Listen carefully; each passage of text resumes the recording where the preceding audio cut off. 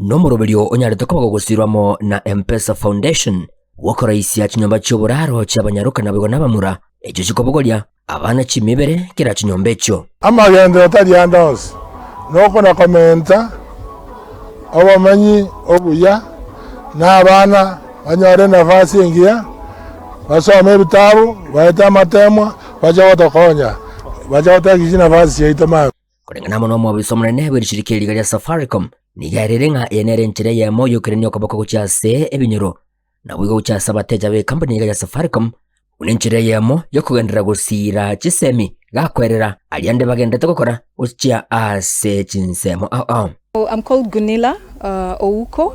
I'm the general manager for Greater Western. So when our children study and they have a place to sleep, they can shower, clean water, peace of mind, then they will study. So it's part of adding to their ability to be able to function properly as a student. That's why we have done this dormitory. It depends on the need of the school. Sometimes you can go to a school and do desks. Sometimes you do libraries. Sometimes you just do the water. For this particular school, we've also made sure that the dormitory is fitting to the governance around fire. So there are fire extinguishers. You find that we have exits, enough exits. We have proper ventilation for the students. There is a space for the matron so that she's the one who controls things like the lighting, shares and exits. So we've taken care of all those expectations in case.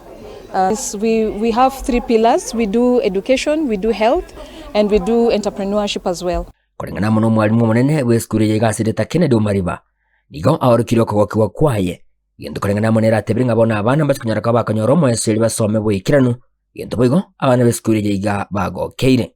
And now the students are going to live in a very conducive environment which we enhance running. We are very proud of Safaricom Foundation.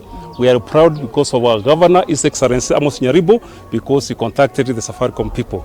Let us go, our parents are very happy. We are on behalf of the board of management. We are humbled. My name is Jal Brenda Awor, and I hereby thank the governor and the M-Pesa Foundation for the 5 years brought us. So as you can see, we have enough sufficient place to rest in.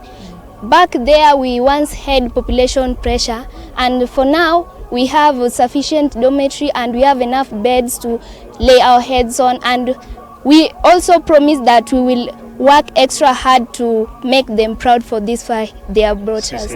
Mefraya.